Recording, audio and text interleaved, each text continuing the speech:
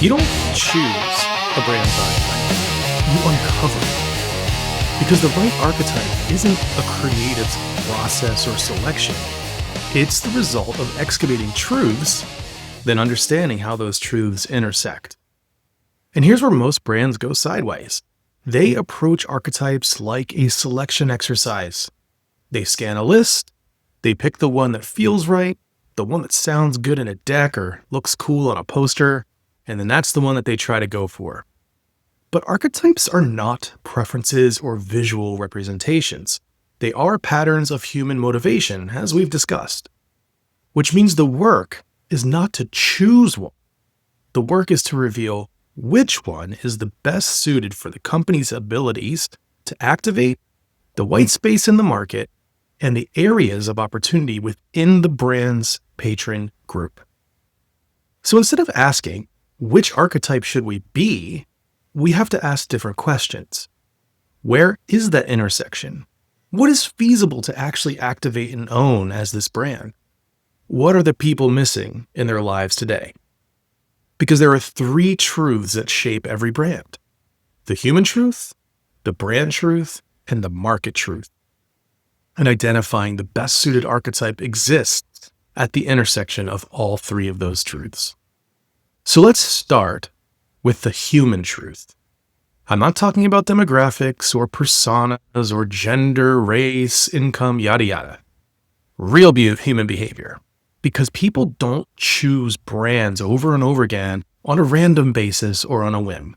They choose brands that align with who they are or who they want to be or who they're trying to become. So you have to look beyond what they buy and understand why they buy it more than once or twice. What are they seeking? Are they looking for maybe control in a chaotic day, connection with others, progress, mastery, recognition, maybe comfort, simplicity, or escape? You're not going to find this in an internal brainstorm. You find it in research and behavioral dynamics. You find it in what they choose repeatedly and how they navigate their options and what they say when they're not being prompted.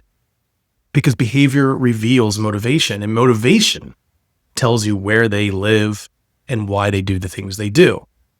From there, you turn inward towards the brand truth. This is where a lot of teams really get uncomfortable because your brand is not what you say it is. It's what they say it is, and that's built on what you consistently do and how you do it. Archetypes are expressed through behavior, not intention. So instead of asking what you want to be, ask, what are we actually built to deliver? Where do we naturally perform well? Where does our team execute with confidence? What do we do consistently without forcing it? And just as important, you have to ask, where do we struggle? Where does the experience break down? Where do we overpromise and underdeliver? What needs to change if we fully align with this archetype? Because whatever archetype you align to, you have to behave like it every day. That means you might have to make tough decisions like firing people, changing products, services, a lot of things. Because it can't be aspirational or flimsy words on a slide deck or poster. It has to be legitimately owned and lived thoroughly. From brand truth, we zoom out to the third one, which is market truth, because the brand does not exist alone. It exists inside a category that already has patterns, expectations, and dominant players. It's probably overrun like every other category out there. And if you don't understand that landscape, you don't understand the opportunity. So you look at the market differently, not to copy it, but to read it. What roles are already claimed? What archetypes are already overrepresentative? What experiences feel repetitive? And once you understand that, you look for tension. Where are people underserved? Where are expectations not being met? Where does the category feel stale or predictable? That tension is where opportunity thrives. Now here's where it all connects. You're not picking an archetype, you're triangulating truth. Human truth tells you what people need, brand truth tells you what you can deliver, and market truth tells you where you can win. Wherever those three overlap and intersect, that's your territory. That's your quadrant.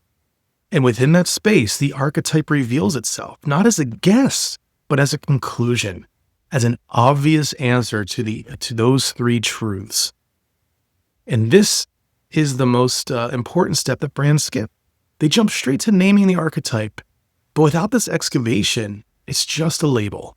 And labels are not going to drive behavior. Truth does.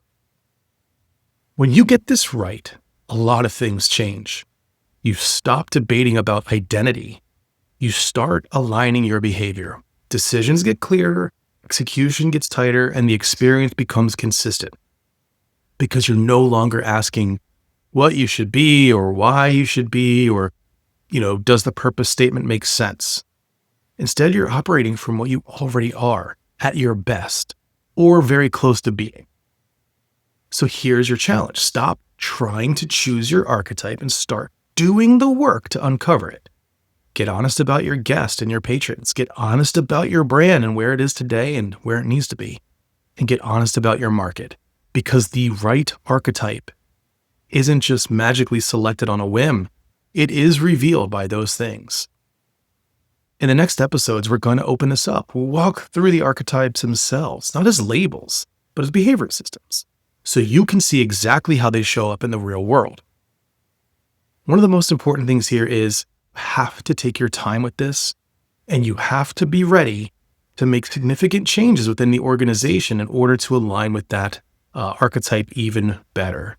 It may be tough at first, but when you land and when you get past this bump, you will have a stronger foundation for success in the future. You will be harder to nudge out of your market position, outside of growth, of course, because you will be so clearly built to stand for something that people need in a world where they need it. You'll be unstoppable. And that's how you get ahead, because this is the foundation, and what you build upon this will be a house that is unable to be toppled. As always, I love that you're tuning in, and I hope you're getting a lot of value from this. Please do like this, comment, give us 5 stars on whatever channel you're listening on, because all of that really helps me continue to do this and bring this thinking to the world.